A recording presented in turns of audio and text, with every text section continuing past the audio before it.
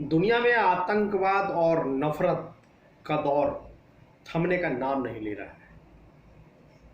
एक और बांग्लादेश में हिंदू मंदिरों पर हमला, घरों पे हमला, लोगों के साथ मारपीट, खून खराबा, और दूसरी तरफ तालिबान में महिलाओं की असुरक्षा और उनका घर से ना निकल पाना। तो आज हम इसी मुद्दे पे बात करेंगे। बहुत स्वागत है आपका, मैं हूं मनोज रजक। बड़े अचरज की बात है कि आखिर बांग्लादेश में एक फेक संदेश के बाद इतना बड़ा लोगों ने कदम उठाया और हिंदू पंडालों, पूजा घरों में तोड़फोड़ हुई, लोगों के घरों में तोड़फोड़ हुई, दुकानों को जलाया, घरों को जलाया, नस्तनाबूद कर दिया, तहस नहस कर दिया। उसके बाद भी वहाँ की सरकार का कहना है कि वह लगातार नियंत्रण में लगी हुई है और उसका सरकार का ये मानना है कि यह सांप्रदायिकता भड़काने के लिए एक कोई रणनीति रची गई है। बहरहाल उसकी जांच चल रही है। लेकिन ये जिस तरीके का माहौल पैदा किया जा रहा है, इससे पूरी दुनिया में असुरक्षा और बदले की भावना भी पैदा हो सकती है। दूसरी तरफ अफगानिस्तान में जब से तालिबान काबिज हुआ है, तख्त पे बैठ गया है, तब से वहाँ की महिलाओं में असुरक्षा की भावना है।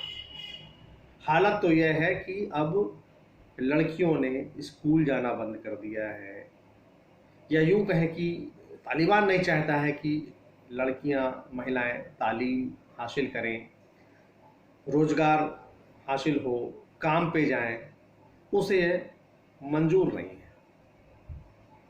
जबकि जब तालिबान वहाँ पर पहुँचा था, उसने कहा था कि वह महिलाओं के प्रति नरम दिल अपनाएगा, इस बार उसका रुख बदला होगा।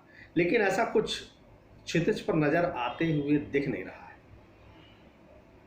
यह बात अलग है कि तालिबान के नेता यह कहते हुए भरोसा जीतना चाहते हैं कि हमने महिलाओं के घर से बाहर जाने पर कोई रोक नहीं लगाई है, लड़कियों की पढ़ाई पर कोई रोक नहीं लगाई है, और वह चाहे तो स्कूल कॉलेज जाकर तालीम हासिल कर सकते हैं। लेकिन इस तरह का दोहरा बयान, आखिर इस पर विश्वास भरोसा कौन करेगा?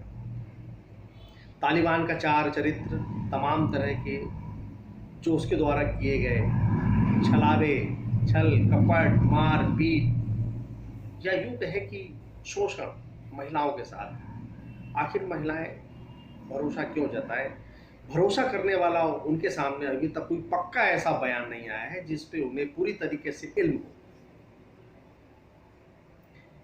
लेकिन दूसरी तरफ जब इस तरह के बयान आते हैं, तालिबानी नेता कहते हैं कि हमने ऐसी कोई रोक नहीं लगाई है, लड़कियों ने स्वयं स्कूल कॉलेज जाना बंद कर दिया है, महिलाओं ने स्वयं घर से निकलना बंद कर दिया है, तो उस पर भी क्वेश्चन मार्क है, एक सवालिया निशान लगता है। बुधवार को रूस में इस संबंध में बैठक हुई, भारत के प्रतिनिधि भी शामिल हुए, और भारत के लिए ये बैठक बहुत अहम थी, इसलिए कि भारत का निवेश है अफगानिस्तान में। भारत ये भी चाहता है कि उसका निवेश है नुकसान ना हो, और दूसरा आप लोगों की रक्षा भी करना बहुत आवश्यक है। इससे आने वाले दिनों में क्या फर्क पड़ेगा? क्या तालिबान अपने कृत्य पर या अपने व्यवहार पर कोई बदला लाएगा, बदलेगा, सौहार्द का चेहरा वो अपने चेहरे पर लगाएगा, या यूं ही छल कपट का नकाब पहने और मुखौटा पहने पूरी दुनिया के सामने अपने आप को बदलता तालिबान बताएगा? आने वाला वक्त बताएगा कि आखिर तालिबान में क्या हुआ, और आज की बैठक यानी बुधवार की बैठक भारत के लिए कितनी अहम होगी आने वाले दिनों में, यह भी देखना एक महत्वपूर्ण होगा।